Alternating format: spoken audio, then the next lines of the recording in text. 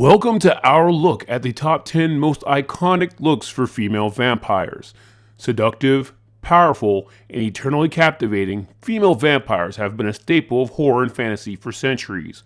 From ancient folklore to modern day cinema, these undead enchantresses have left their mark not only with the deadly allure but also with their unforgettable fashion. Whether it's the ethereal elegance of classic gothic attire or the bold modern reimaginings, these are the looks that have defined the genre and continue to inspire and haunt our imaginations. Number 10. The belly dancer look. Not the biggest fan of this look, but it is associated with some memorable moments. The vampires in Charm take on this look once they're turned, resulting in us getting a half an episode with Rose McGowan sporting it, which is a plus. The most famous case of this look comes from the 2004 film Van Helsing. The bride, specifically Mariska, played by Josie Marin, looked very similar to something off of I Dream of Jeannie in the scene in which they first attack the villagers. It's a small part that doesn't last long, but is probably one of the most remembered if you've seen the movie.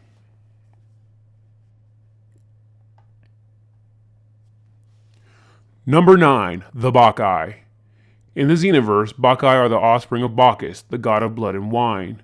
All female, he basically lures village girls to him by promising a life of partying and then turns them, making them dependent on drinking blood to sustain themselves, so basically a vampire. Once they're turned, the girls all take on the same look. All black, open cleavage belly top with bat wings helping them to fly, short skirt, and knee-high boots.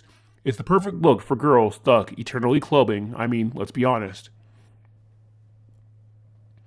Number 8. Slutty Dracula. Have you ever seen the film Transylvania 6-5000? Remember that scene where Gina Davis's character Odette makes her first appearance while Gil is sleeping? There's a chance I have no clue what happens after that scene. This is what I mean by Slutty Dracula, because let's face it, if pop-up Halloween stores existed in the mid-80s, that's probably what this costume would be called if they sold it there. Honorable mention here goes to the main vampire in the How to Away With His Love video, and those two are modest compared to what Jesus Franco gave us in his film Female Vampire. Number 7. Vampirella. The sexy comic book hero sports a very revealing one-piece bathing suit, knee-high black boots, and the occasional Dracula cloak. While the look is definitely a sign of the times in which the comic came out, it doesn't change the fact that the cross of superhero costume and female Dracula works. Over the years, many models have sported the look for live-action covers, and it's a very popular Comic-Con costume.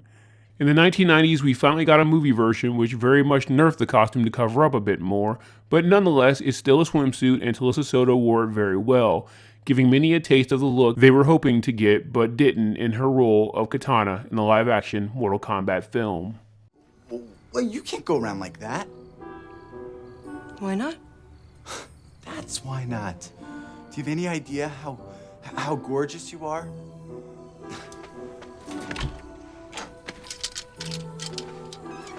Here, put this on. Number 6. The Dominatrix look. The catsuit with fangs has grown in popularity. A lot of times it's donned when a woman who is generally considered trustworthy completely turns, and the wardrobe switch from conservative to leather is how that's conveyed. We saw it with Brooke Dorsey in The Boy Who Cried Werewolf, Vivian puts it on when she's revealed in Vampire vs. the Bronx, and Lana Lane wears a literal catsuit in the vampire episode of Smallville. One of my favorites from this category is Tara from True Blood, who quite literally becomes a dominatrix once she's turned, which absolutely fit her angry black woman character. She was already hostile pre-fangs, but once she became a vampire, she keeps her same personality but adds sexuality to it. Probably the best and most successful example of this look belongs to Selene, the death dealer from the Werewolf vs. Vampire Underworld franchise, played by Kate Beckinsale, which was quite popular from a crossplay perspective. Blood Rain, of course, gets an honorable mention as well, but by Blood Rain, I mean the video game version, not the bad movie version. Number 5. Santanico Pandemonium. It looks so memorable that the fact that she doesn't have that much screen time in the film she's featured in is pretty much ignored by anyone who talks about the movie.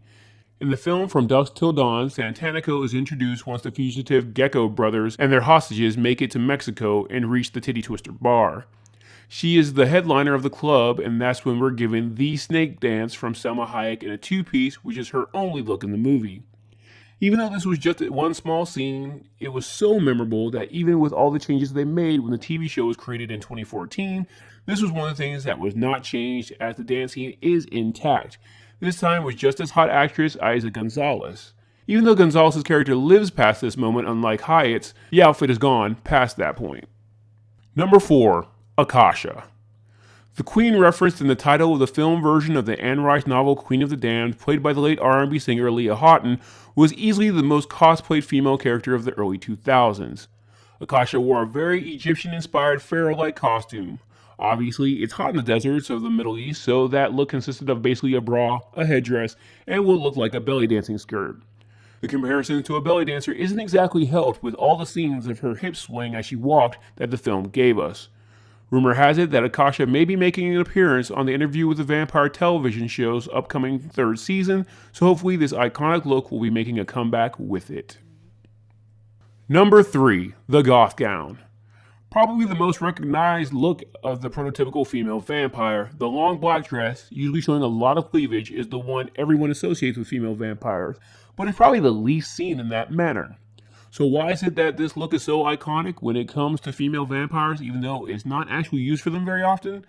Well, that distinction belongs to actress Mela Nurmi, otherwise known as 1950s TV host Vampira. Vampira became a household name and instant celebrity, so all female vampires that followed were just automatically associated with her. The look will return again in the 1960s with the debut of the sitcom The Addams Family, as the matriarch of the family Morticia would also sport the black goth dress. Though Vampira did claim to be a vampire, Morticia did not. The look would also be seen in the Hammer horror film Dracula 1972 AD, but again, not for a vampire, but for the victims, as it's the gown worn in the memorable sacrifice scene featuring Caroline Munro. The last to make themselves famous off the look is comedian Cassandra Peterson, otherwise known as Elvira, Mistress of the Dark.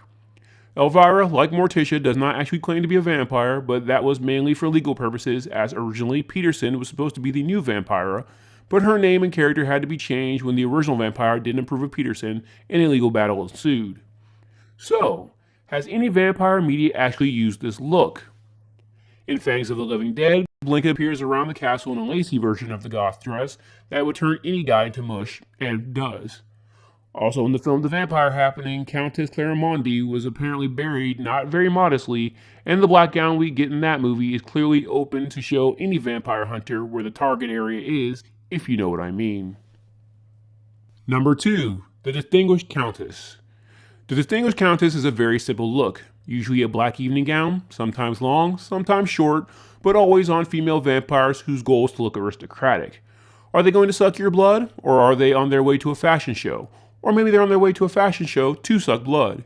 Either way, nothing about these women scream vampire like the goth dress vampires, but that's the point.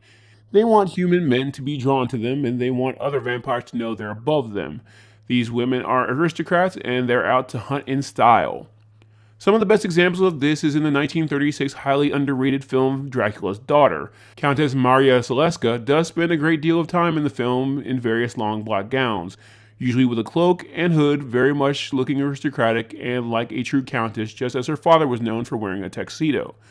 We also have Carla Lind of The House That Dripped Blood, played by the legendary Ingrid Pitt. Lind masquerades as an actress who is hiding her vampiric nature. It's not till the end of the film that the female Dracula in black look makes the appearance that has become quite famous. And of course, who can forget that sexy short black number Jennifer Beals Rachel wore in Vampire's Kiss? No wonder that guy couldn't get her out of his head. And the number 1 female vampire look of all time is, of course, the white burial dress. And this is the vampire's look. The original Three Sisters wore it, but it wasn't until Hammer Horror came along this look became the reason for a lot of confusion for teenage boys in the 1960s and 70s. Are you scared, or are you feeling something else? Of course, who can forget the scene at the beginning of The Vampire Lovers, where Van Helsing encounters his first vampire, thinking it was going to be a vile monster, just to be presented with basically a supermodel. Heck, the entire Constantine trilogy has white and see-through as Mircala's de facto look in every film. Maria and Frida in Twins of Evil practically live in see-through white nighties, and we can't forget sweet, lovable Gina from The Brides of Dracula, raising from her coffin in her white burial gown after death. This look lasted well beyond the Hammer films, as even though times and clothing styles have changed, the look just works. Dark Shadow's first major female vampire moment includes the look, which of course was inspired by Lucy Westenra's turn into vampirism in Dracula. The 2 minutes the three sisters have clothes on in Bram Stoker Dracula, they're in white, and of course we can't forget the moment the brides come together in Dracula 2000. The white dress helps push the idea of the women being a ghostly figure. It's a look that will continue to captivate and haunt us, as timeless as the vampire women who are in it themselves. So which is your favorite female vampire look? Is there one you think should have been on the list that I left out? Let me know in the comments.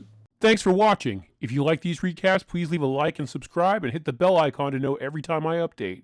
There is now an option to be a channel member where you'll get access to exclusive recaps from late night vampire catalogs like Showtime, Cinemax After Dark, USA Up All Night, and much more. If you want to help my channel grow, please check out my Patreon, where members can get exclusive content that can't be uploaded on YouTube, along with download options. Link is in the description.